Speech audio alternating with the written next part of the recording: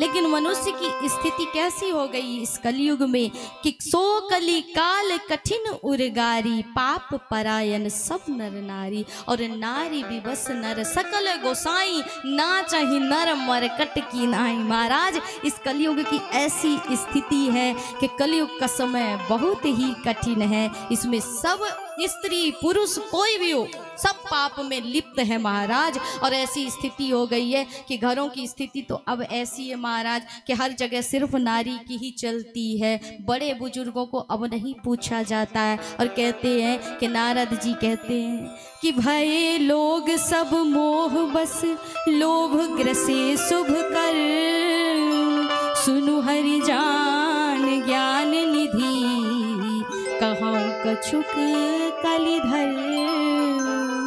महाराज सब लोग मोह माया के अधीन हो गए हैं। अब धर्म कर्म कहीं भी नहीं है। अगर कोई नाचने वाली आ जाए महाराज तो भीड़ देखो पुलिस लगानी पड़ेगी, कंट्रोल करना पड़ेगा। और कहीं सत्कर्म हो रहा हो, कथा हो रही हो तो मार मार के लाओगे तो भी बीच रास्ते से भाग जाएंगे महाराज, बांध के लाओगे तो भी बीच रास्ते से भाग जाएंगे। अब ऐसे में दुखी जीव नहीं होगा तो क्या ईश्वर होगा?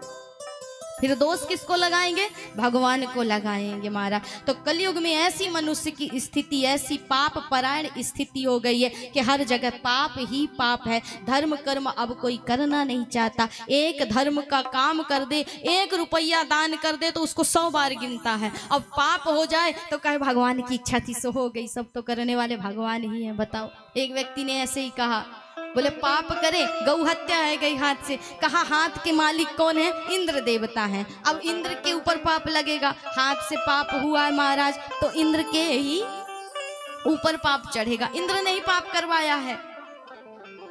अब ठीक है महाराज, बात यहीं तक रहती तो ठीक है। कुछ दिन बाद उसने दान पुण्य किया, बड़ा ही लुटाया महाराज। अब लुटाया तो लोगों ने बड़ी प्रशंसा की और कहा कि महाराज देखो कितना दानवीर है, कितना दान किया। तो उसने कहा देखो अब भगवान ने चाहा सो ही हो गया, करने वाले हम ही हैं, माध्यम हमको बनाया ईश्वर ने, कर दिया।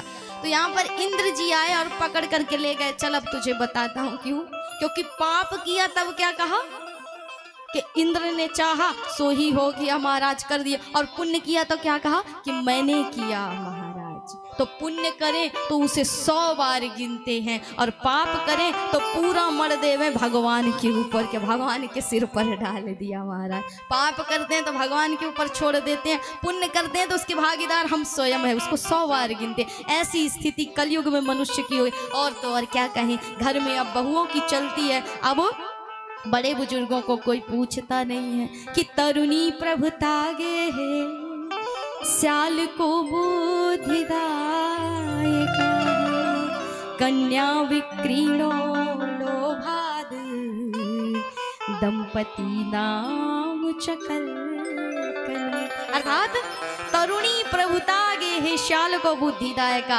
अब चलती है नई बहुओं की और सलाह ली जाती है किससे? बोले साले साहब से। अब बड़े बुजुर्गों को कोई नहीं पूछता, गूगल से सब पूछते हैं। पर कहा ना गूगल आपको सब बता देगा लेकिन ईश्वर से नहीं मिला सकता है। ईश्वर से मिलन के लिए घर में बड़े बुजुर्गों का सम्मान करना अति आवश्यक है। माता पिता अपने पूर्वजों का सम्मान करना अति आवश्यक है। वो ईश्वर से वही मिलाने वाले हैं क्योंकि घर में ही माता पिता को भी भगवान ने अपने से बड़ा दर्जा दिया है। तो घर में माता पिता की अब चलती नहीं है।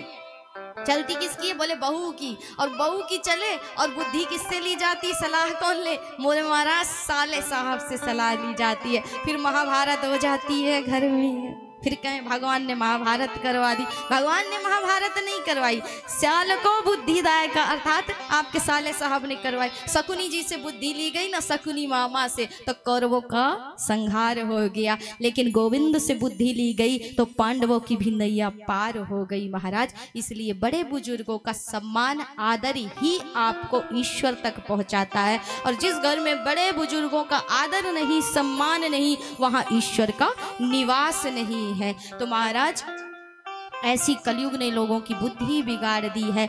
लेकिन मैं घर घर गया पर कहीं भी सुख शांति नहीं। कैसे हो सकता है? कन्याओं का विक्रय होने लगा है। अब दहेज प्रथा जो चल गया महाराज, दहेज दे दे करके पिताजी खरीद रहे हैं वर को।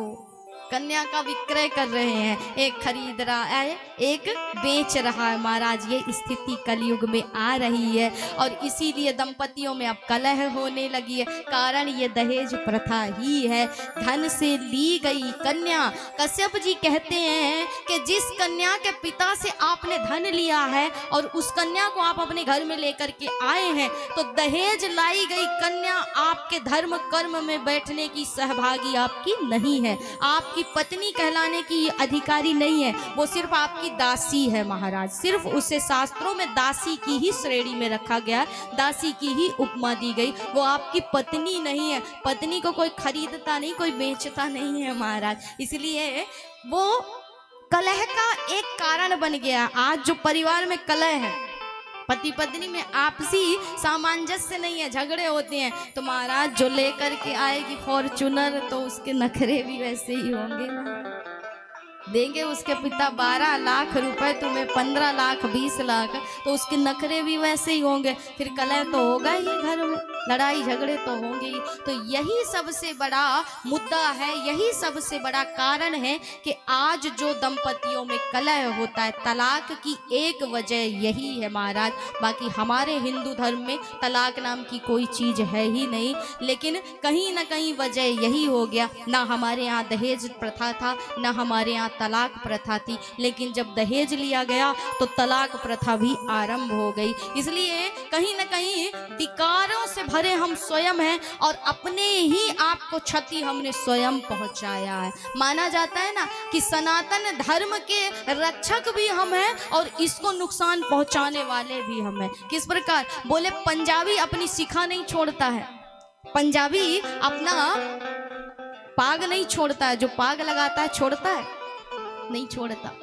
मुस्लिम जो हैं अपनी टोपी नहीं छोड़ते, नहीं छोड़ा ना, लेकिन हिंदुओं ने अपनी शिखा छोड़ दी महाराज, हिंदुओं ने अपना तिलक छोड़ दिया। इसलिए सनातन संस्कृति कहीं ना कहीं क्षति की ओर बढ़ गया और इसकी दुर्गति हो गई, हमें सदगति नहीं मिलती। इसीलिए हमारे घर में कलह है, झगड़े हैं, लड़ाई है और वजह इसके कहीं ना कहीं हम स्वयं हैं। तो आप उनसे सीखिए कि उन्होंने चाहे भले जैसे होंगे महाराज, लेकिन अपने स्वभाव को, अपने स्वरूप को नहीं छोड़ा आज तक महाराज, लेकिन समस्त हिंदुओं ने छोड़ दिया महाराज। अब लोगों को शर्म आती है शिखा रखने में, और कोई रख ले तो उसे और देख करके हंसेंगे, हंसेंगे ना, बोलेंगे बड़ा बाबा बन करके घूमता फिरता रहता है, उसको और उपहास करेंगे। बेचारा इतना परेशान हो जाए कि शिखा कटानी पड़ जाती है उसे। तो कम से कम आप नहीं कर सकते, सामने वाला कर रहा है, उससे सीखिए, अपने जीवन को सुधारिए, तभी कहीं ना कहीं आपका जीवन, आपके पारिवारिक जो झगड़े हैं वो शांत होंगे। और रामचरितमानस हमें यही सिखाती है, राम कथा से आप सीखिए कि परिवार में सामंजस्यता कैसे होनी चाहिए, छोटे बड़े का आदर सम्मान कैसे होना चाहिए, ये राम कथा सिखाती है। इसलिए घर में कलह कम करना चाहते हैं तो बस एक ही उपाय महाराज की दहेज लेकर के उस कन्या का अपने घर में आगमन मत कराइए। कन्या स्वयं लक्ष्मी है।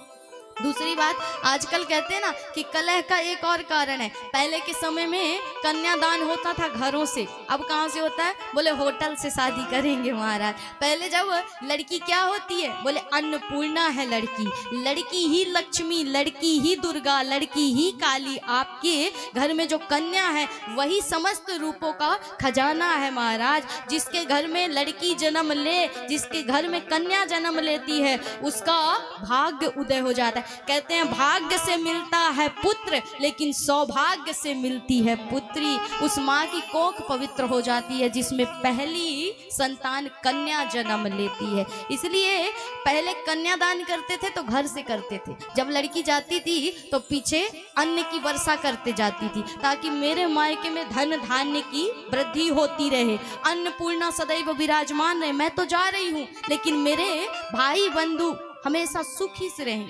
प्रसन्न रहे महाराज, खुशी रहे। लेकिन आजकल कहाँ से शादी हो? बोले होटल से शादी हो। अब होटल में धन बरसाएगी तो होटल वालों का ही घर भरेगा, तुम्हारा भरेगा नहीं। इसलिए कहीं ना कहीं क्षति तो अपने धर्म को, अपनी संस्कृति को, अपने संस्कारों को स्वयं पहुंचाया गया है, कोई और इसका कारण नहीं। एक ने किया, उसके पीछे पीछे सबरे दौड़ पड़े, महाराज हम भी करेंगे, और यही दुर्गति का, कलह का कारण है। छोटी छोटी चीजें ही हमारे जीवन में, हमारे दाम्पत्य जीवन में, हमारे परिवार में कलह का कारण बनती है। तो महाराज ऐसी स्थिति है संसार की कि उसका वर्णन नहीं किया जा सकता है।